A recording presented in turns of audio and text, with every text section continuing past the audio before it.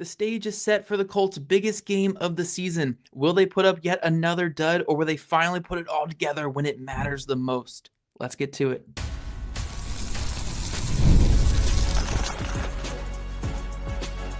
You are Locked On Colts, your daily Indianapolis Colts podcast. Part of the Locked On Podcast Network, your team every day.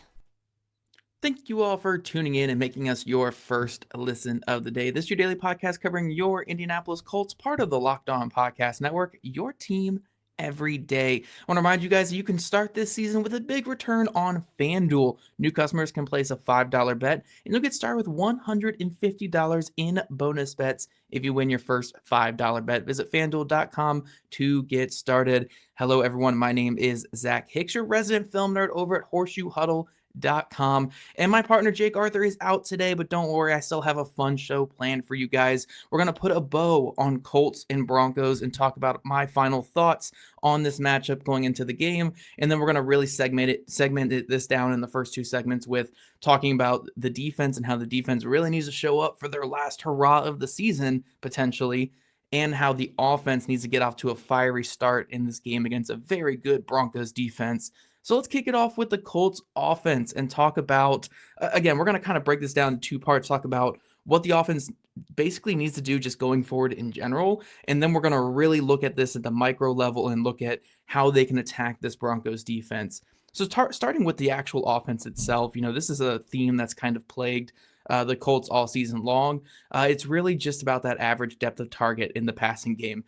We've been hearing all season long how Anthony Richardson leads the NFL in ADOT. He is targeting receivers. I think it's like a 13.5 yards down the field, air yards down the field on his throws. Even since returning from his benching, where his play has been much better, his ADOT has still been the highest in the NFL. It's actually gone up since the early season. Now, again, there's been a little bit more production, but when you are constantly forcing the downfield throw, you are missing checkdowns and missing chances to establish the offense. So in an environment where Anthony Richardson's been playing better football recently in terms of just his short game, his ability from the clean pocket, and his ability in the standard drop back, I really want to see that average depth of target just come down a little bit. Like, you can still be above 10. Like, that's perfectly fine. That still puts him in the upper echelon of the league in terms of where he's targeting his wide receivers on an average basis. But I still want to see this get closer to like a 10 or maybe a 9, like it is kind of with the rest of the league, rather than sitting at 13. And then we can maybe see a little bit more efficiency and more success rate on offense. We actually have seen the Colts' success rate on offense go up quite a bit since Richardson's return, but it still has chance to get better and better. So I think even for this Broncos game, for any game in general, we want to see that average depth of target just come down just a little bit. I think it was like 16 last week, so we want to see that get down to, again, let's try to get like 10 or 11 this week. It's not, that's not doable right there for this team. So let's bring that down just a little bit.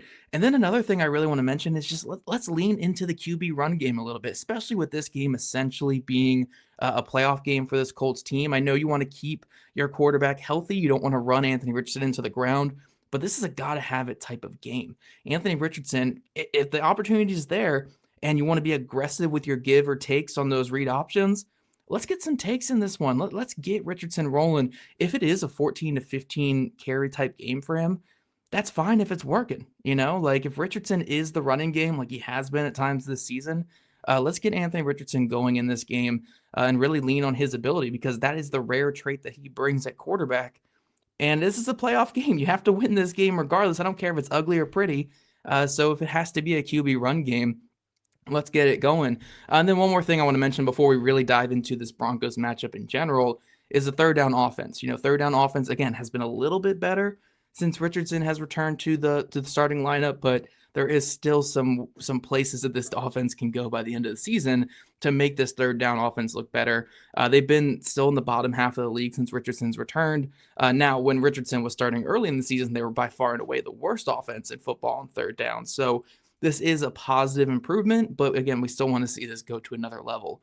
Looking specifically at this Denver Broncos game, though, I think the biggest thing, and shout out to Jake Arthur for mentioning it here on the show a couple days ago on Wednesday's show, it's attacking that outside cornerback number 2. Last time that we saw the Denver Broncos, which was against the Cleveland Browns, Levi Wallace held down the fort there at cornerback 2, opposite of Pat Surtain, and he allowed 6 catches for 154 yards and 2 touchdowns against the Browns. Now, I don't know if Levi Wallace is set to be the starter yet again in this matchup against the Colts, but we kind of would hope that he will be the starter, obviously, with numbers like that against the Browns. So maybe Alec Pierce or A.D. Mitchell, if he can catch the ball, you can get those guys vertically down the field and get some big plays going against this Broncos defense. And Colts fans know this better than most teams. When you have one big liability at outside corner, it could hurt your entire defense, regardless of how good your defense is. I mean, do I need to throw us back to, I think it was 2021 season with Bo Pete Keys against the Baltimore Ravens, that one game, just getting toasted on multiple plays. We had the Tony Brown Jr. game last year against the Saints. I mean, one bad outside corner can really make or break your defense, and the Colts would be wise to attack and just pepper whoever it is out there starting in place of Riley Moss, who is set to likely miss this game on Sunday. So that's really where the Colts can exploit here. Again, you want to lean on Anthony Richardson a little bit more in the shorter game. It kind of goes back to that average depth of target. Let's bring the targets down a little bit. Again, you can still have the big play down the field. You can still have the deep shots, but the Colts are 3 of 17 throwing the ball with 20-plus air yards since Richardson's return to the lineup. Now, this is not all on Richardson. He's had 6 big-time throws on those 3 completions, so clearly there are some drops and there are some misses from his receivers. But again, you still want to see a little bit more efficient in the short game. Richardson's been really good in short passing since he's been back in the starting lineup. He's been really good from a clean pocket. He's the highest-rated Pro Football Focus passer from a clean pocket and on standard dropbacks since returning. So let's lean into the quick game a little bit. If you see the Broncos are playing off on the outside, let's get a quick out and get Richardson just setting his feet quick, getting an easy completion, and get a free 5, 6, 7 yards. And then if you see that outside corner crashing downhill, let's hit him with a double move and get him behind the corner, and then you can have your explosive plays. But let's build on the explosive plays rather than just going for them from the get-go. Let's build up to it rather than just attacking down the field constantly like we've seen this Colts team do all season long. So let's get the layups going a little bit. Some more quick screens. I liked what they did with Michael Pittman Jr.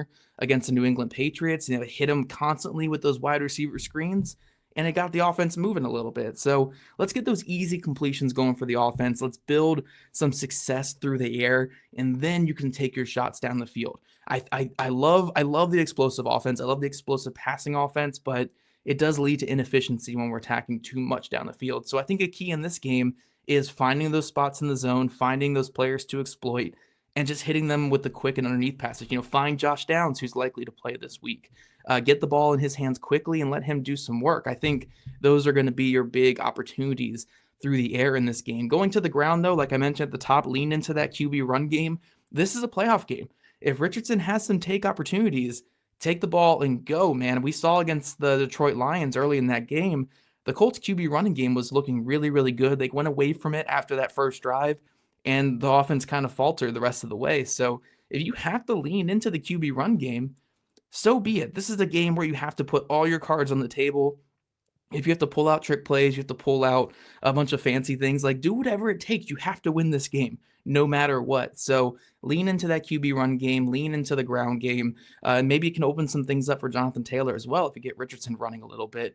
And then my biggest point, you could say this every single week, but especially this week, again, and essentially a playoff game, is convert in the red zone. Again, the Colts have been much better since Richardson's been back from his benching in terms of red zone touchdown rate. I think they were 60% since his return. I believe that's the number I saw there. 60. That's a good number. We like that number, but let's get that number even higher for this game. Let's go. Let's look for 70, 75, 80%. Let's go for 100% in this game. This is a game where, again, all cards are on the table. We have to convert in the red zone in this game. Field goals are not going to cut it because, as we're going to talk about here in a second, I don't know how effective this Colts defense is going to be against Sean Payton, Bo Nix, and this Denver Broncos offense. So the Colts offense, when they're on the field, they need to get points. They need to convert in the red zone. And I would love to see just a game where we get 4 good quarters from the offense. We've seen spurts this season. We saw the Patriots and Jets games where they're really good in the first quarter and the fourth quarter, but quarters 2 and 3, they've struggled. let's see a full 4-quarter game from the offense in this one. Let's see some consistency, lean on the QB run game, lean on the short passing game, and then let that build to your explosives over the top later in the game. I think the Colts have an opportunity to do that this weekend, but what will we see it from this offense that's been so inconsistent this season? We shall see. But coming up, guys, we're going to switch gears and talk about this Colts defense and how they need to have the game of their life on Sunday for the Colts to have a chance at victory.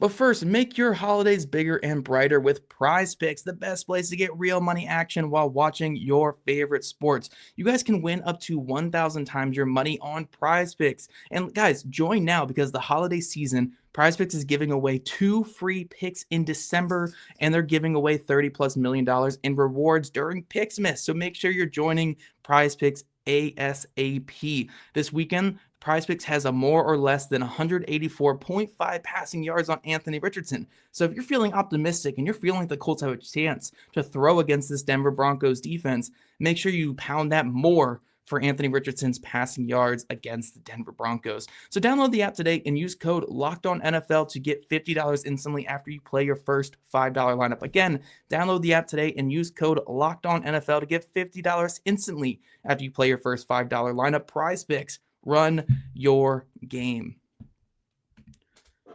And also, Locked On Colts listeners, nothing delivers comfort and joy quite like the unrivaled quality and taste of Omaha Steaks. It's guaranteed perfection in every single bite. And right now, you can save on unforgettable gifts with 50% off site-wide at omahasteaks.com. Plus, score an extra $30 off with promo code NFL. With 5 generations of experience, they consistently deliver the world's best steak experience. And the gifting experts at Omaha Steaks have made it easy to deliver the perfect gift with thoughtfully curated gift packages featuring gourmet favorites. Guys, this has already got my mouth watering right now just looking at this. I mean, Omaha Steaks is my favorite. From legendary steaks to mouth-watering desserts and more, save 50% off site-wide for a limited time at omahasteaks.com. Plus promo code NFL. That's 50% off at omahasteaks.com. An extra $30 off with promo code NFL. Minimum purchase may apply.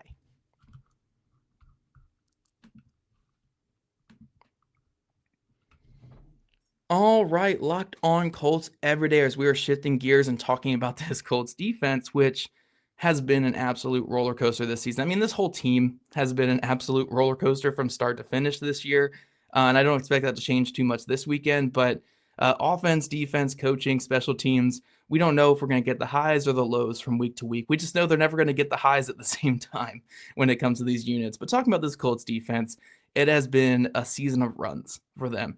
Early in the season, just an absolute brutal stretch to start the year, just couldn't find their footing whatsoever. Middle of the season, when the toughest teams that they faced all year came out, this Colts defense figured it out. You know, they started forcing turnovers, they started playing hard, they started forcing teams not to score in the red zone, and they gave their offense a shot, except the Colts offense just couldn't figure it out then. Lately, when the Colts offense has been better, the Colts defense has reverted back to their early season form. They're missing tackles, they're not forcing turnovers, and they're just not playing aggressive football right now. So what are we going to get from this Colts defense on Sunday? Are we going to get the middle of the season play where they're coming out forcing, multiple turnovers on Josh Allen, forcing multiple turnovers on Sam Darnold and the Minnesota Vikings, holding the Detroit Lions to only 24 points? I know that's not a great number, but Detroit Lions are a great offense. So holding them 24 points and playing some hard football, what are we going to get from this Colts defense? I really think that, ultimately when I'm looking at this defense, the biggest thing they have to do is bring something in run defense in this game. It doesn't need to be this suffocating performance where they hold the Broncos to like 2 yards a carry, but it needs to be better than what it's been this season. And this has been one of the worst run defenses in football all year long. And there's really no excuse for it whatsoever because the main contributors in run defense are healthy. They're able-bodied guys. I mean, we got DeForest Buckner, we got Grover Stewart back, Kwity Paye's out there who's a good run defender, Zaire Franklin, EJ Speed, Nick Cross. These are guys that are getting paid a good amount of money to stop the run, and they are simply not stopping the run this season. So they just need to get something. this week in run defense. The Denver Broncos like to be pretty balanced on offense. If you can force them into being pass heavy early by stopping the run, you have a good chance at finding some success on defense. And then ultimately just get aggressive. We saw against New England Patriots, this defense was comfortable sitting back, taking away the explosive play, and letting Drake May operate in the short passing game.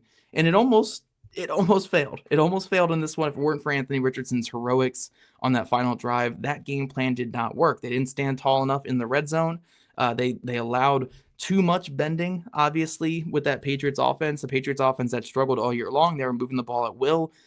So I think against Bo Nix and the Denver Broncos, that can't be the game plan again. There has to be more risk-taking. There has to be more aggressiveness. And if they beat you for a big play or two, that's perfectly fine as long as you're creating havoc in place of that. It's one thing to have a game plan like you did against the Patriots where it's sitting back in zone coverage and playing it safe and then standing tall in the red zone for the most part. That can work against a really bad team like the Patriots, and it kind of did. I mean, ultimately, if we're doing revisionist history, it technically did work by the end of that game. But when you're playing against a good offense like Bo Nix and this Denver Broncos offense, who've been a pretty solid offense this season, and they have found their footing, especially in the second half of the season, you really need to force them into mistakes. You need to be aggressive. You need to attack them.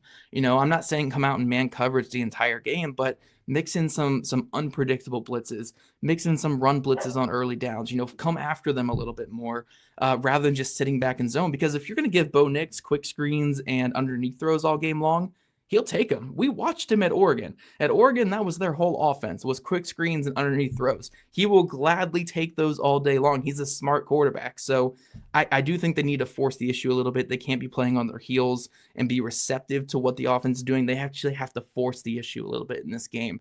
Talking specifically about this game, though, on paper, it's a pretty rough matchup for a Colts defense that, again, has not been great at generating pressure, has not been great at getting sacks this season, not been great at finishing plays in the backfield.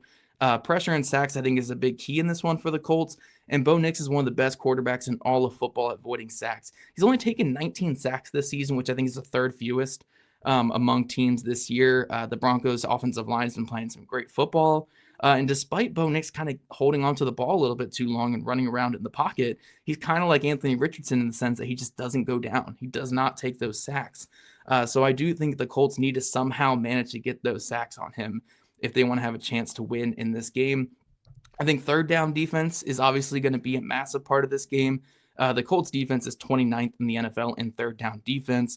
And, when we get into that whole conversation of how come the Colts defense have played so many more snaps than pretty much every other defense in the league this year, part of it is the inconsistencies for the Colts offense. But another part of it is because they cannot get off the field on third down. Again, 29th best defense on third downs this season, and they just need to be better in that area when it comes to this game against the Broncos.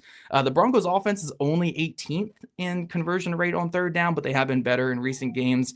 So the Colts need to force the issue and get off the field on third down. And then again, my things that I would say for every single week, but especially this week, turnovers are big. They need to get turnovers this week. This defense cannot survive without turnovers. So yeah, they just need to get turnovers. This defense, again, just cannot survive without it. We have seen them bend, don't break all season long, and that method works as long as you're standing tall in the red zone and you're forcing turnovers. It worked against Josh Allen. It worked against Sam Darnold. It worked against C.J. Stroud to a degree, but it didn't work against Drake May because you didn't force the turnovers. One turnover forced in the last 3 weeks. They need to be better in that area if they want to win on Sunday. And then this is my overall point. That goes with third down defense. It goes with turnovers. It goes with aggressiveness. Get off the field. Just get off the field, defense. That is the biggest thing when it comes to this defense. Get off the field. They have struggled all season to limit opponent drives to 3 plays, 4 plays, 5 plays, whatever it's going to be. Get off the field on Sunday. I don't care what you have to do. Turnovers, third down stops, sacks, run defense. I don't care. Just get off the field. I know this is not analytics Zach talking. This is not, going in depth with film Zach talking right now. This is more so emotional Zach talking. But again, this defense has struggled all season long to just get off the field. If the Colts want to win on Sunday, their defense needs to limit possessions and actually get off the football field for once. I saw too much of Drake May the last time we saw this defense. Just too much of him. I love Drake May. He's a fun quarterback to watch. I don't want to watch Drake May for an entire Sunday. I don't want to watch Bo Nix for an entire Sunday. I want to see Anthony Richardson in this offense try to figure some things out. And it starts with this Colts defense actually getting off the football field. So let's be better on third down this week. Let's get some turnovers and get the ball back to the offense and see if they can win this game like they've shown against the Jets and the Patriots. If Richardson has a chance late, he will win it, but his defense needs to get off the darn field. How many times have I yelled that at my TV, except without the darn, these past couple weeks? I think it is important for this team to finally have a defense that gets off the field, because if they are not able to get off the field on Sunday, it might be the last that we see of Gus Bradley and several of these starters. At least, I guess, after the season. I don't want to be as dramatic. They're not going to get rid of them all this week. But if they don't win this game, I do think after the season, we'll see some pretty big changes on defense, especially when it comes to the man in charge. So huge game for the Colts, especially for the Colts defense and the Colts defensive coordinator. We'll see if they can step up to the challenge. But guys, to close out today's show, I'm going to give my final thoughts on Colts Broncos and then give my prediction. Do I have the Colts winning and being in the driver's seat for the playoffs, or will this be their fourth straight season where they end up missing the playoffs under Chris Ballard? We'll see. But first, get ready to tackle the NFL action with FanDuel, America's #1 sportsbook, because right now new customers can bet $5 and get $150 in bonus bets if you win. The FanDuel Sportsbook app gives you everything you need to place live bets on the NFL all in one place. So when you get a hunch in the middle of a game, you can check out the latest stats, view live play-by-play, and so much more on the same page where you place your bets. Just visit FanDuel.com to join today. You'll get started with $150 in bonus bets if you win your first $5 bet. That's FanDuel.com. Never waste a hunch and make every moment more with FanDuel, an official sportsbook partner of the NFL.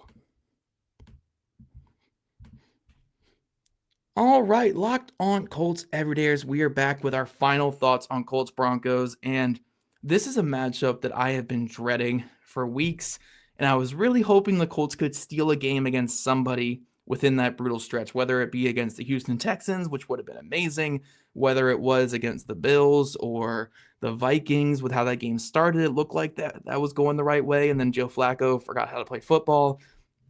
The Colts needed to steal a game in there because I was terrified of this Broncos matchup, because this Broncos team kind of embodies everything that hurts the Colts.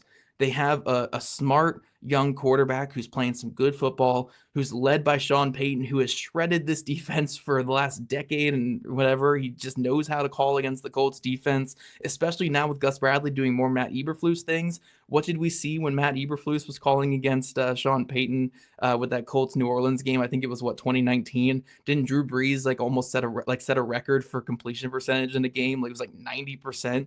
I mean, it's a recipe for disaster when you sit back against an offense like this. So when I look at this Broncos offense versus Colts defense, I think we're going to see the Colts defense sit back a little bit too much. We're going to see them have to come up and make tackles, which can be hit or miss with this team at times. And I think Sean Payton just knows where to attack this kind of zone defense, this stagnant zone defense. So that matchup scares me. It really scares me. I hated it on paper. And then when you look at the Broncos defense, they are missing Riley Moss, which I think is a really big aspect of this game that not enough people are talking about. But aside from that, they have some studs on this team. They get a lot of sacks. They have a really good interior presence. I think Cody Barton at linebacker is a really good linebacker. And then Pat Surtain is a big playmaking corner. And I think Richardson is still at the point at quarterback where he kind of has that arm arrogance a lot of times, where he doesn't really look at matchup too much, or he doesn't look at, who the guy is covering who or whatever. He's just going to attack the right target that he thinks he needs to attack. And I don't think that's necessarily wrong, but he does give these star corners a little bit of chances to make plays on the ball. He's not afraid to go after Derek Stingley like he did in week 1. He's not afraid to go after Christian Gonzalez like he did last week, where Gonzalez made him pay with that interception. So I think Surtain's going to have a couple chances to make some plays on the ball, and we'll see if, the Colts can come away with those. But ultimately, I just don't love this matchup for the Colts. I just think this Broncos defense is playing some good football. And I think Sean Payton is just a nightmare matchup for a guy like Gus Bradley with his stagnant defense. Now, where can the Colts win, though? I know I just started that off with a very pessimistic look on the Colts. If they want to win this game, they need Anthony Richardson to look like the guy they drafted him to be. And maybe it's too early, maybe it's asking too much, but if there's any week for Richardson to put it together, it is this game right here. And I'm talking a full 4-quarter performance, a performance where, the passing is on time and accurate, like he's shown in recent weeks. He's been much better in that regard. But just from start to finish, avoiding the negative play and playing good, smart football and delivering for this offense. I think we've seen enough flashes these last 3 weeks to say, like, this could be the week where it happens, or maybe it's not. Like, again, it's been an up and down season for him, but I do think there is enough potential from what he's shown in recent weeks to where, if he connects on a deep ball or two, if he is just a little bit cleaner on getting to his check down, I think he can have a massive performance, especially if, and I said this in the first segment, if they lean on that QB run game, let him run the ball a little bit. This is a playoff game. If he takes a couple more hits, I hope he gets up from them, obviously, but this is a playoff game. You have to lean on his QB running ability and let your playmaker be a playmaker. But ultimately, I don't know if the Colts win this game if Richardson doesn't have a big performance. What he did against the Patriots, I think it was a great final drive, but what the Colts offense was doing up until that final drive, I don't think that's going to be good enough to beat a team like the Broncos. It's good enough to beat the Patriots. The Broncos are a different animal. They have to be on their A game. And it's not just Richardson either. It's guys actually making catches. It's the offensive line being clean in their process. It's Jonathan Taylor having a good game. Like, it doesn't just all fall on Richardson. But at the end of the day, the quarterback is the one who gets the most scrutiny, who gets the most praise. So we do need to see that big performance from him if the Colts want to be a playoff team this year. I think that is fair to say. I'm not saying that, this season is make or break because of Richardson, but I am saying that the position the Colts are in right now, if they're going to be a playoff team by the end of the day, they need Richardson to have a career best performance. So we'll see if we get that on offense. I think he's capable of it. I think he's shown enough flashes the last couple of weeks, and I hope he's able to put it all together and have a great performance. And I actually feel more optimistic about him having that great performance than I do about the Colts defense against Sean Payton and Bo Nix.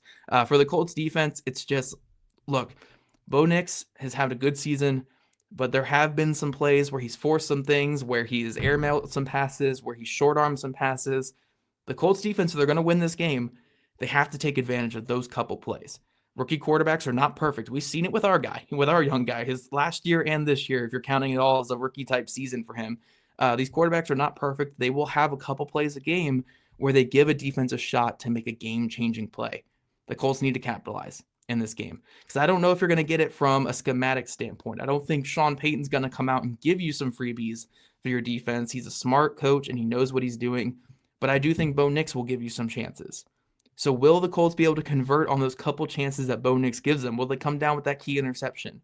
Will they jump on the loose ball when the ball is knocked out or there's a drop snap or something? Will they convert on those couple chances they get? We shall see. That'll be what makes or breaks this game. But ultimately, I'm going to go with the Broncos in this game. I know it's kind of been a theme for me all season, is picking against the Colts, and typically it's helped the Colts. I don't really know what it is these past couple of weeks, but early in the season, it helped the Colts when I picked against them. So I have the Broncos 30-24 in this game. Ultimately, where my thinking is with this one is just the Broncos feel a little bit more like a well-oiled machine that's kind of all cohesive and together at this point, where the Colts have been so inconsistent from their offense not matching their defense not matching their offense. We have yet to get a game this season where the Colts offense and their defense have played at a high level at the same time. We just haven't had that once this season, and it's hard for me to say, okay, in week 15, they're all of a sudden going to put that together. So I would love to be wrong. I hope they come out and they finally put it all together in one performance, but we have yet to see it. And look, when someone tells you who they are, you kind of have to agree. You have to listen to what they're saying. If they tell you that we are this inconsistent team, that's kind of where I'm at with this Colts team right now. But I'm not saying it's not going to happen on Sunday, because I do think there is a way for this Colts offense to be explosive and dynamic against the Broncos defense that is dealing with a really big injury at outside corner. But I think a lot of things need to go right for them to win this game. They certainly can go right, but I do think a lot of those things need to go right for the Colts. But let me know in the comment section what you think. Do you think the Colts are able to overcome all of whatever this season has been for them and win this game and put themselves in the driver's seat of the playoffs? Or do you think we're going to be staring down the barrel of a fourth straight season without a playoff game? You guys let me know in the comment section below. And I want to thank you guys for making Locked On Colts your first listen today. And every day now for your second listen, go find the new Locked On NFL show with Tyler Rowland and Tony Wiggins afterwards. Find Locked On NFL on YouTube, wherever you listen to your podcast. If you guys want to become a Locked On Colts insider and chat with us directly and get that insider scoop, follow the link in our show notes. And if you guys don't already, make sure you're following at Locked On Colts, at Jake Arthur NFL, and at Zach Hicks2, all on Twitter. Also, subscribe to us on YouTube or wherever you listen to your podcast. We love your guys' ratings, reviews, and we'll catch you guys back here on Sunday after the game.